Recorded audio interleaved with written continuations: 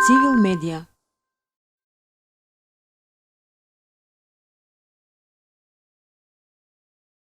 Јас секогаш сум била на другата страна кога сум ги анализирала постапувањата на полицијата и сите пропусти што ги направиле додека вие сте го живееле изворно режимот.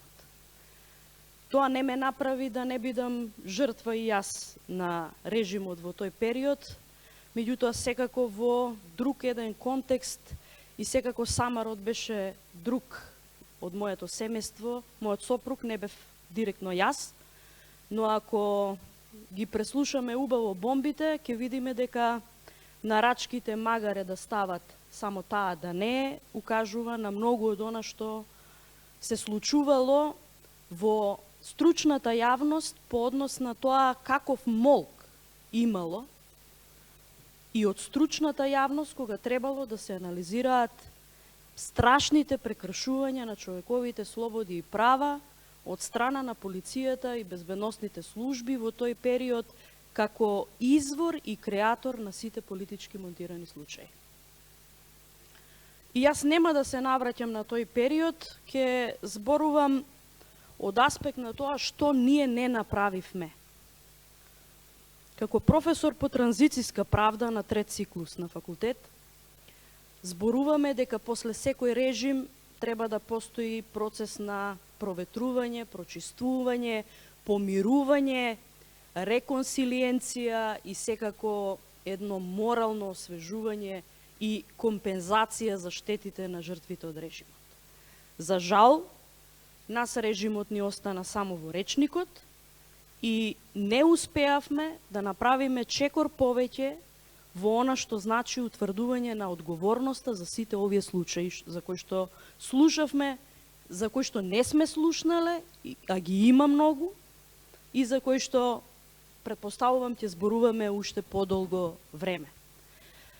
Нема трибина, нема стручна дебата во која што не сум учествувала кога сум ја цитирала Хана Арендт, која што во времето пишуваше за изворите на тоталитаризмот и за одговорноста кога го следеше Нимбершкиот процес, и во кој што велеше дека ниту еден режим не може да функционира без само со лидер или авторитарен лик, туку во еден систем на штрафови и запчаници, во една машина во која што некој исполнува нечии желби.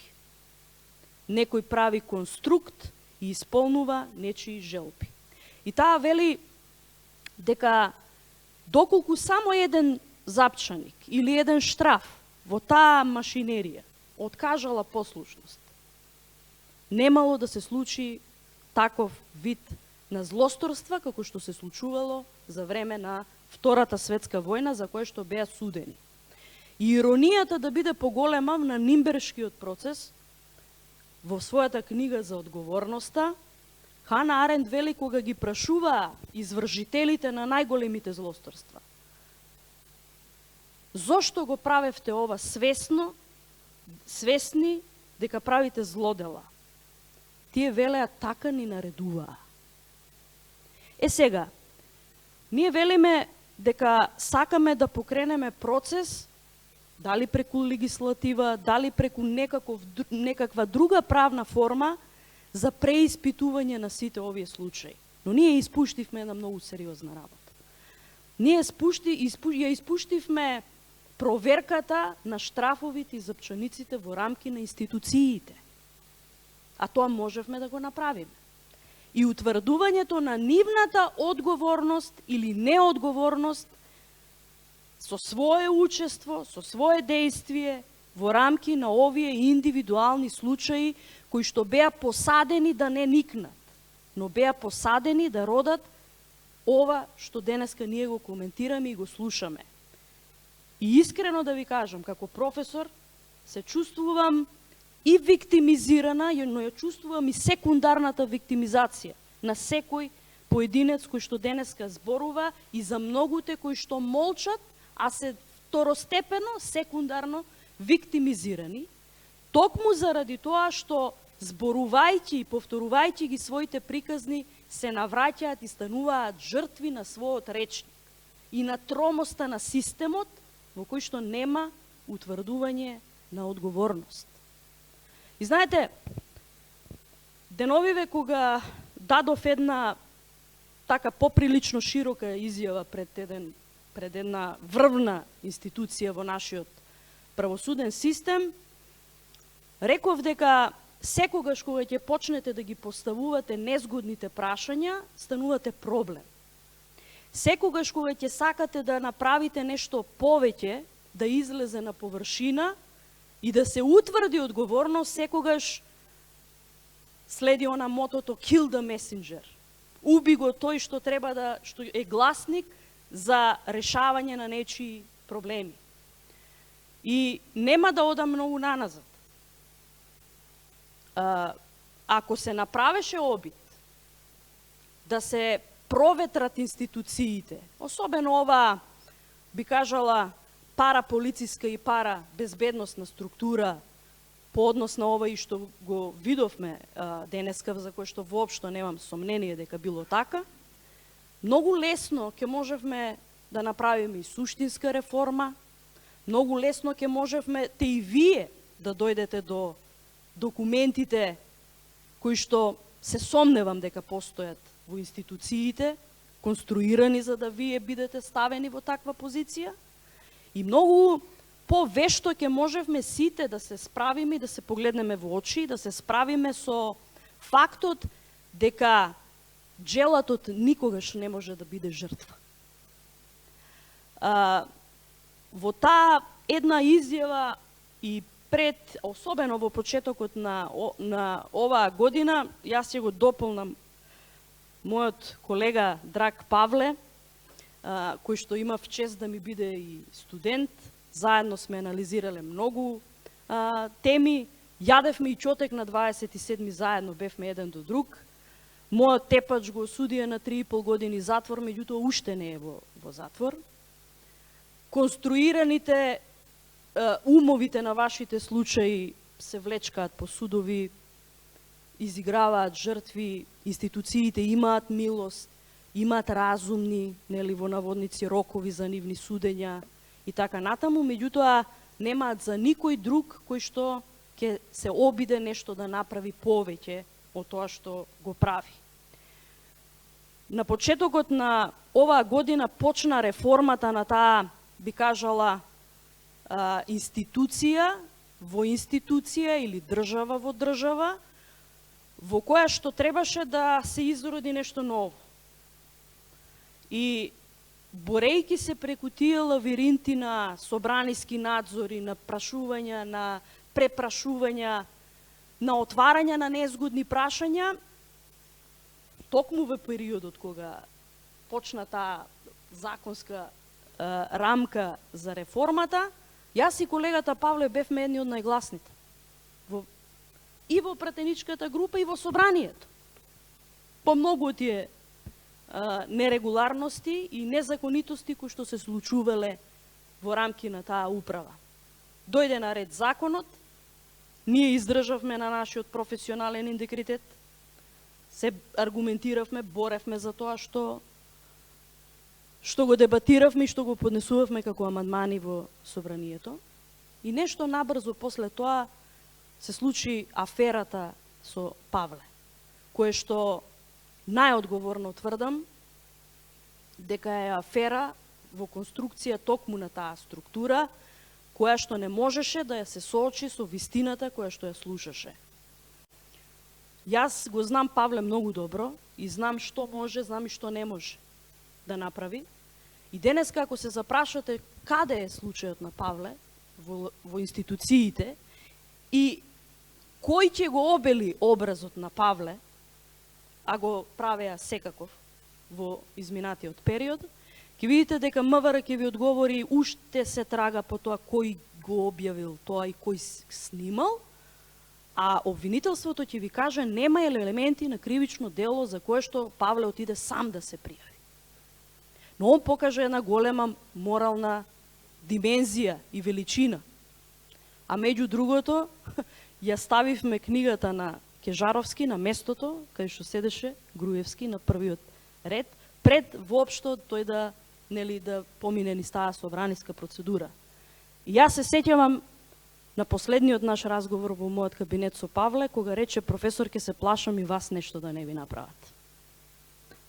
И мислам дека многу од нештата кои што во овој контекст ги анализирам, зборуваат дека трупањето на документација и пријави и барање на одговори до институциите во контекст на она што го кажуваше колегата Ване Цветанов, ми дава буквално право да верувам и да знам дека тоа е една голема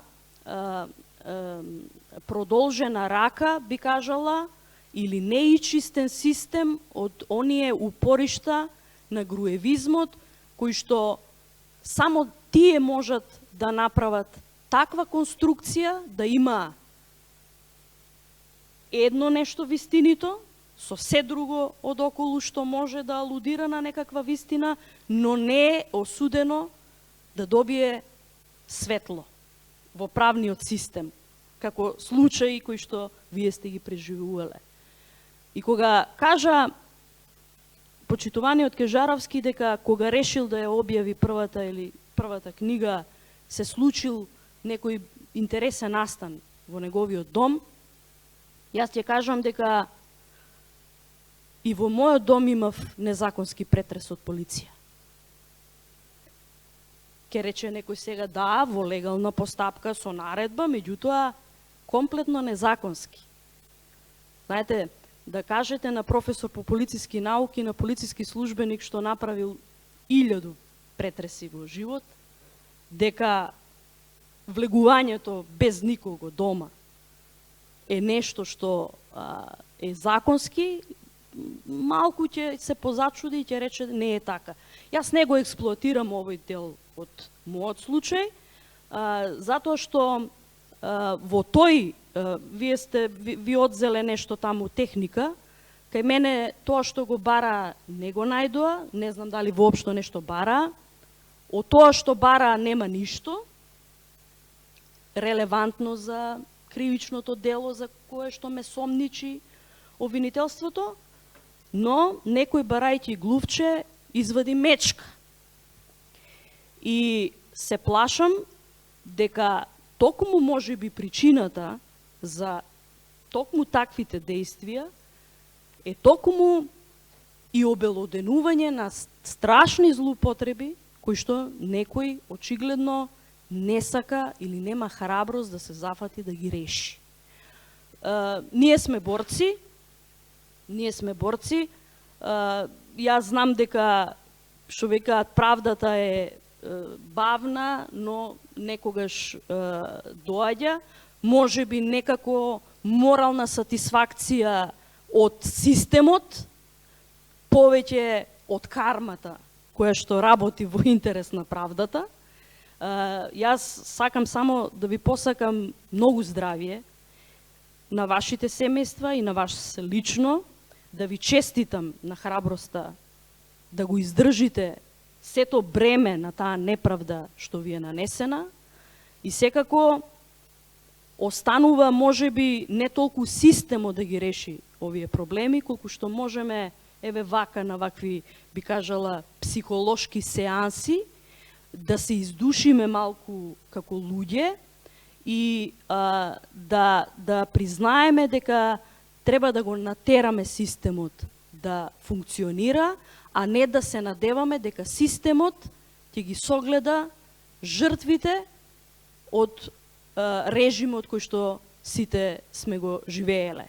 На последното обраќање на председателот Пендаровски во собрание, најголемата реакција на моите колеги од опозицијата беше спомнувањето на зборот автократски режим и диктатор. Значи, беа толку навредени и толку навредени, буквално, што јас искрено се срамев од сопствената пасивност во тој момент, секако заради амбиентот, заради гостите, да не изреагирам на начин на кој што е природно да се изреагира кога извршители на режим